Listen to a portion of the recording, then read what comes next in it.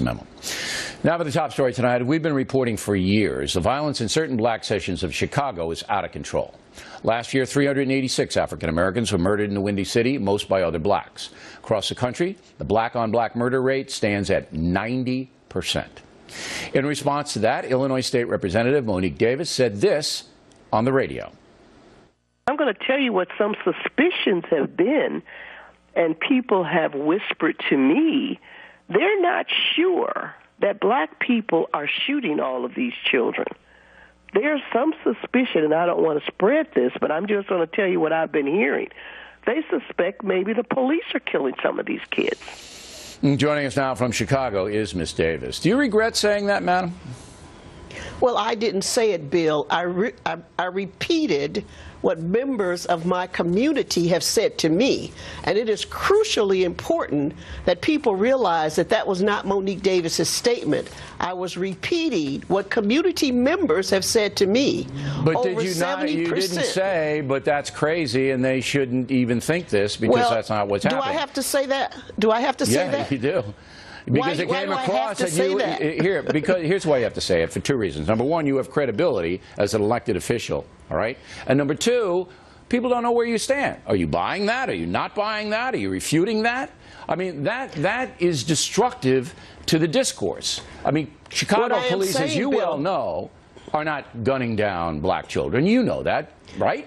Well, certainly they are not, Bill, but based upon the history of African Americans in this country, and based upon the fact that 70% of the murders in Chicago are unsolved, 70% are unsolved. People are wondering what the heck is going on. Certainly Monique Davis, who is a good friend to the police, who support the police. I believe they're our first responders, and I respect that. But I have the right as a legislator to repeat what my community says to me. Not if it's irresponsible, you don't. I hear a lot of irresponsible stuff, and I don't think it was irresponsible. You don't think it's irresponsible for a person to accuse the Chicago police force of gunning down children without a shred of evidence? You don't think that's irresponsible? I don't think they said that. I said there was some suspicion that that could be occurring. Suspicion, no, that's irresponsible without any evidence. But you don't know what my response to my community was, Bill O'Reilly, because you were not there. It doesn't matter. I know what you said on the radio in the full context of what you said. You didn't walk away from those comments. You didn't refute them. I repeated what was said to me on a radio show in Detroit, never knowing it would get national attention. And perhaps I should not have repeated what many community residents have said to me. And now we have common ground. You shouldn't have done it. So let's advance the situation. Let's advance the situation. You shouldn't have done it. Now, I believe that you're a sincere woman. I think you want the best for your constituents, and a lot of them are poor, and a lot of them live in violent neighborhoods. I believe that. What do you think? Am I right in saying that this violence is driven by chaos within the community, broken families, unsupervised youth, a coarsening of the whole situation? Am I wrong in saying that?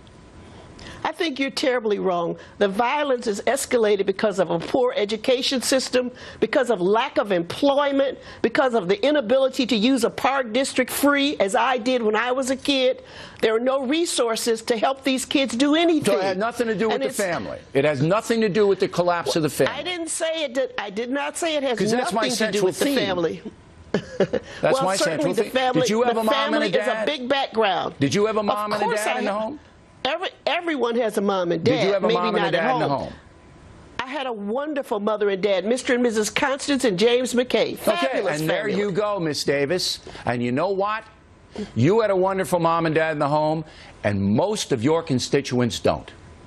And so many of your actresses don't either. You have a lot of actresses who are having babies without being wed. Actresses are not living in the ghetto, Miss Davis. No, you're absolutely right about that. So we do encourage people to have a stable family. But when so many men are incarcerated, some justly and some unjustly, you're going to be without fathers in the home. All right. Well, you know, the excuse making really doesn't get us anywhere, but okay. I want to work with you, Miss Davis. I want to have you back. I got to go now. But when you have a town hall or something, when you do something out there, you let us know. I'll try to get out there. I'll be happy to, Bill. Yeah, it was a riot, but I'll try to get out there. All right, You'll Ms. start Davis. the riot. Okay. Next on